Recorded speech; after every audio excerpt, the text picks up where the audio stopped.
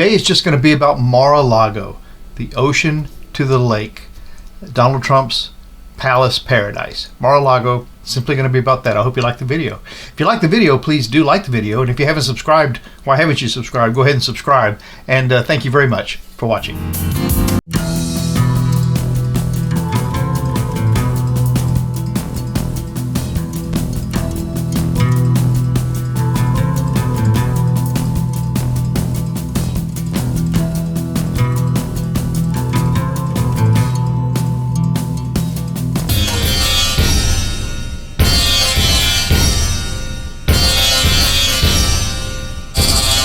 I'm Mark, and this is my journey through tarot.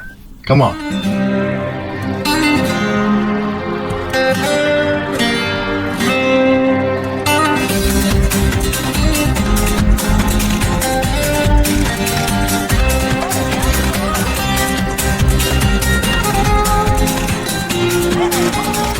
It's a fascinating property. It has a history that you won't believe, even including the Intracoastal Waterway, which it's on. And if you don't know what that is, we'll dig into that. So we'll do a little bit about the history, and I'll read that to you. It's not very long. And then we'll throw some cards on Mar-a-Lago. Mar-a-Lago means sea to lake in Italian and Spanish. And the property runs the width of Palm Beach, Florida, from the Atlantic Ocean to the Intracoastal Waterway, which is a 3,000-mile, the Intracoastal Waterway is a 3,000-mile water route from Massachusetts south along the Atlantic seaboard, then around the southern tip of Florida, all around the Gulf of Mexico coast to Brownsville, Texas. And it provides a navigable path all that way through the hazards of travel, without the hazards of traveling on the open sea. And along the stretch of land at Palm Beach Island, the town where Mar-a-Lago is located on the Intercoastal, right there was formerly Lake Worth. And actually, it's only a lagoon. But now the former lagoon is connected on either end to the Atlantic Ocean by two permanent man-made inlets. The name Lake Worth is in honor of William J. Worth, the last commander of the United States troops during the Second Seminole Indian War. Then in 1870, the original Seminole language name for the lagoon, revealed by a Seminole Indian informant for the United States, so he was a spy, was Hypoluxo, and it translates as water all around, no get out, referring to the original natural landlocked status of the lagoon. Now, originally, it was a freshwater lake with no rivers or streams flowing into it, and all of the flow for the lake was by ground seepage from the Everglades swamp to the west. So you can say that drain the swamp, was originally the method by which the lake behind Mar-a-Lago was filled. And of course, that's also the trope Trump used for his election, drain the swamp. And he ends up living on the result of that. By the early 1900s, the Atlantic Intercoastal Waterway was completed by going through that lagoon, in fact. So, just a few interesting facts. Now, in 1927, Marjorie Merriweather Post, heiress to the Post breakfast cereals business, had paid $7 million US, which was equivalent to $109 million in 2021, to build the house that she named Mar-a-Lago, Cedar Lake, with 58 bedrooms, 33 bathrooms, a 29-foot long marble top dining table, 12 fireplaces, and 3 bomb shelters. In 1973, when she died, she willed the 17-acre estate to the United States government for use as a winter White House. And then in 1980, it was declared a National Historic Monument. But after 1973, 8 years later, by 1981, the U.S. federal government realized the immense cost and difficulty of maintaining and securing it, and returned the property to the Post Foundation, who promptly listed it for sale for $20 million. However, the executors that were Post's daughters didn't maintain the property. They were anticipating a quick sale, but there was very little interest in it, and its demolition was approved in order to build smaller homes for sale. Then Donald Trump offered $15 million, which was rejected. So he purchased a strip of land between Mar-a-Lago and the Atlantic Ocean for $2 million. Said he's going to build a home there that would block Mar-a-Lago's beach view, and so of course any interest in the property further declined. And that's typical of what the kind of tactics he would use. In 1985, Trump finally bought the property and the interior furnishings, which alone were appraised at $8 million, just the furnishings. Both he bought for $7 million. So adding the $2 million for that additional strip of land, that totals $9 million for everything. And he added a 2,000 square foot ballroom. The property also has 5 clay tennis courts, several pools, and one is waterfront. And his wife, Mama Ivana, ran the estate. Now, in the early 1990s, due to financial difficulties, Trump promised banks he would divide Mar-a-Lago into smaller properties to raise money if needed. But Palm Beach residents, wanting to keep the community exclusive, convinced the city council to cancel and reject that plan. In 1993, Trump signed a use agreement with the town of Palm Beach, Florida, that changed Mar-a-Lago's designation from single-family residence to a private club and specified that guests and Trump could not stay there more than 3 consecutive weeks per year. And that's going to be interesting in a minute, and we should all know why.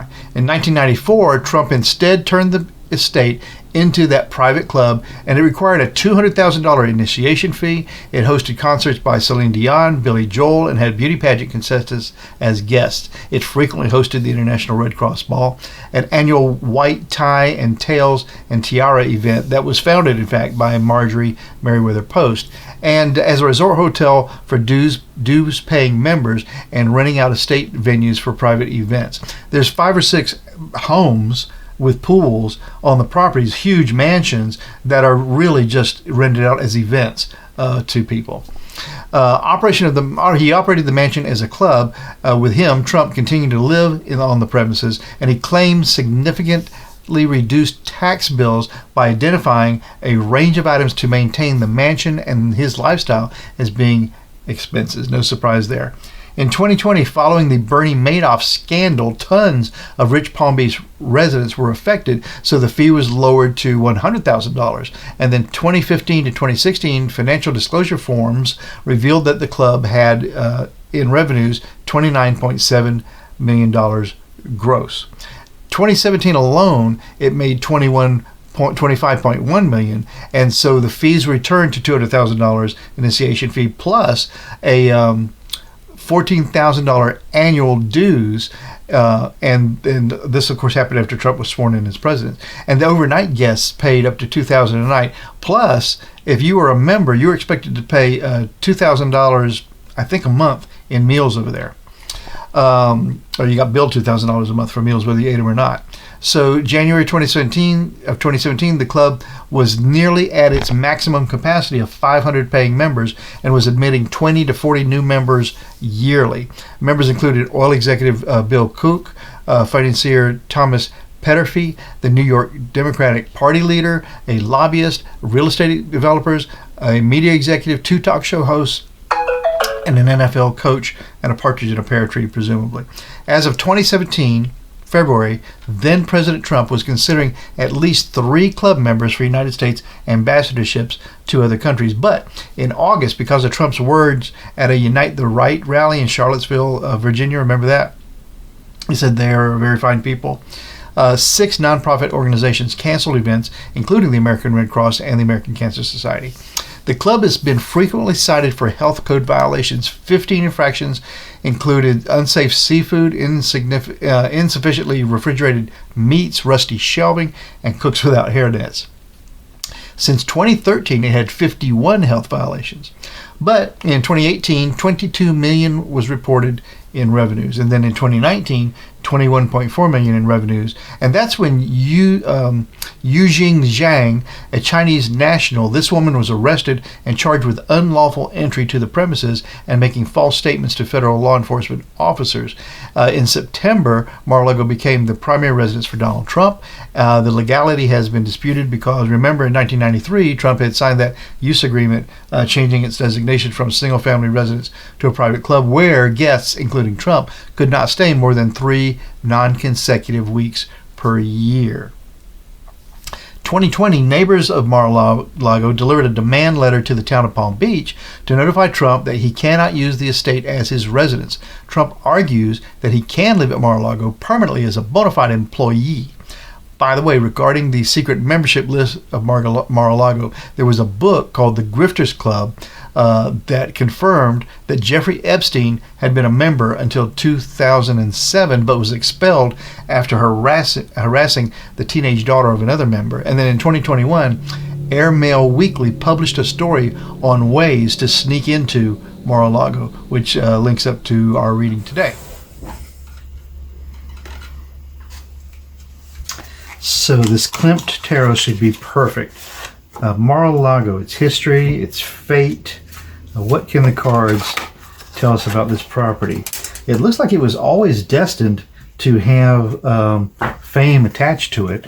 The post-serial heiress building it for just such an amazing amount of money, and then giving it up to the U.S. government. That she had a premonition of some sort that she wanted to be the winter White House, and then it ended up being too expensive for the government, but Trump made it, and he said his winter White House.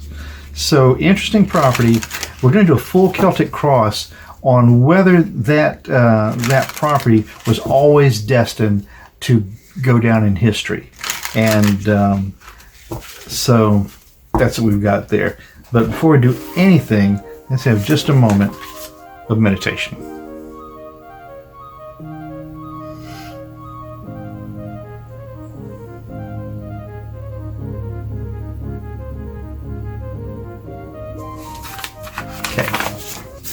So Mar-a-Lago, very interesting property, and it's beautiful. And when you look at it in those aerial photos, and if you've looked at castles in Europe, it absolutely has that kind of a look.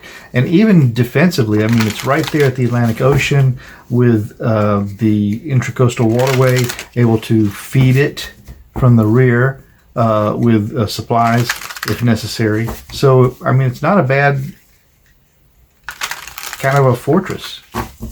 So Mar-a-Lago, let's do 6 cards first, and then the other 4 at the end of that. Mar-a-Lago, Trump's fortress. Amazing. Property was this there for him to steal. Unbelievable. So the signifier card for the actual property of Mar-a-Lago is the 3 of Pentacles. And that's very interesting because the 3 of Pentacles is building something of worth for public display. So the signifier card for this property is that it was a valuable property built for public display. Fits perfectly. The challenge to that for Mar-a-Lago is this 8 of Wands, and that's lots of issues coming up. So the challenge was this property is always destined to have issues associated with it. Okay, I don't know what issues Marjorie Merriweather Post may have had in building it, but certainly after she turned it over to the government, they couldn't afford to run it and gave it back. And now the issues it has are all because of its current owner. The base of this reading for the property of Mar-a-Lago, Ace of Wands, is that it's one great big issue. The past of this reading for Mar-a-Lago is this the Knight? This is the Knight of Pentacles. So a knight is the fighter for value. Okay. So the past of this property is that it always had to as a property demonstrate its value. And then the sky of this reading with the 3 of Cups is celebrations. And that's what it's all about. It was a property for the original owner, Marjorie Post, to party and show off her fabulous wealth to her friends and family and guests. And it continues to be the signature of the property is that it's a celebratory venue. And the final outcome for Mar-a-Lago with this King of Cups, the final outcome is a king of emotion. It will always have an emotional value. It will mean something to the people who remember the golden era when it was built. It will mean something because of the intercoastal waterway construction along the rear of it that lends its name to. and it will have a place in history always. It will go down in the history books, and it already was there, but now with special significance as the home of an ex-president and of a criminal ex-president. The last 4 cards for the property of Mar-a-Lago, right here, the very self of the question about the property for Mar-a-Lago. Look at this: 10 of Swords, an end of an era. Truth, justice, rules, and law. Something is done. It's finished. Okay, in its current incarnation, I would guess. The environment that's in, the end, is in this 4 of Wands. Look at this. Wands are actions, plans, and the 4 of Wands, for me, is always smallish celebrations on towards something bigger. So it's come to an end of its usefulness for what it is, and it will be celebrated for the bigger victory of our saved democracy, hopefully. And then the hopes and the fears for the property. This is the World card. So, this is Judgment. Okay, so the hopes. Okay, so, wow. So this property will be held in some high regard regarding judgments of our times. That's amazing. And the final outcome for the property of Mar-a-Lago with this 9 of Swords is a nightmare. So this will always have associated with it the nightmare that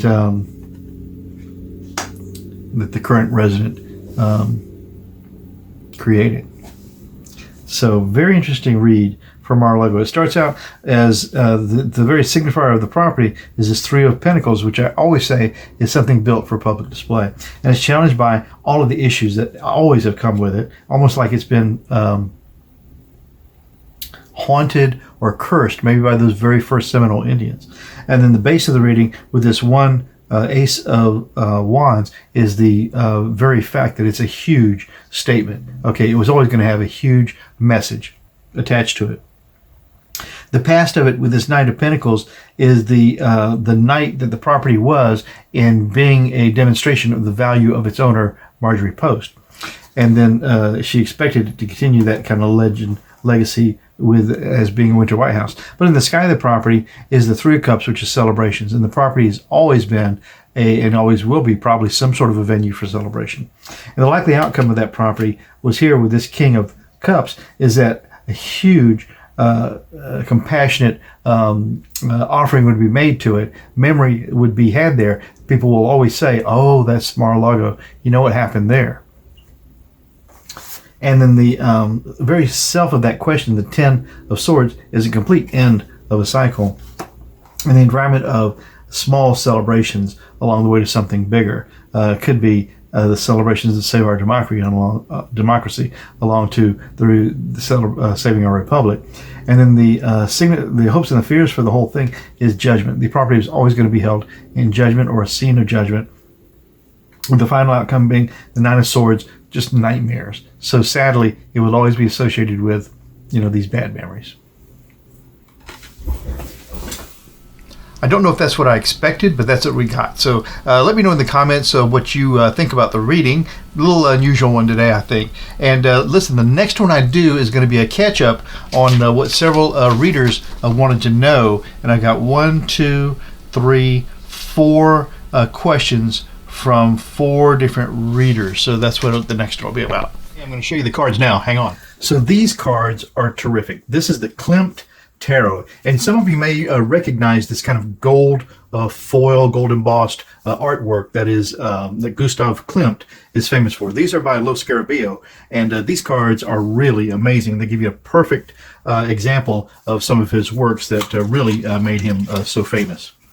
The cards are amazing. I'll show you in a second. The instruction booklet isn't really much. It's just some good information about Klimt, really, several pages on him.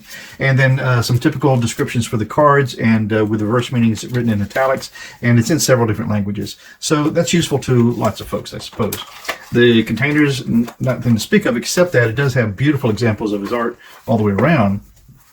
And the cards are typical cards. I mean, they're easy to use. They're a shape that you're familiar with, and they're card stock that works pretty well. But the real star of the show here are the cards themselves, and they do come with little suggestions up here as to what the cards are in 4 different languages. So like these are wands.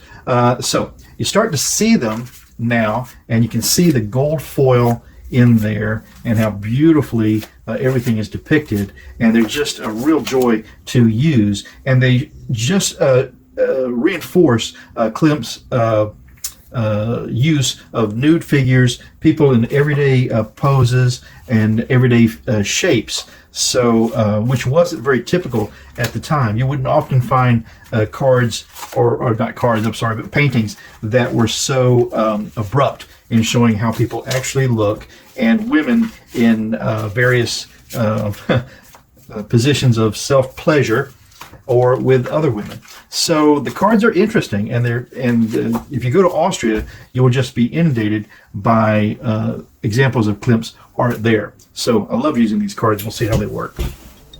I'm Mark, My Journey Through Tarot. Tomorrow's another day. Stop by. We'll do it again. Ciao for now. 1, 2, 3. You really make a big difference. Thank you.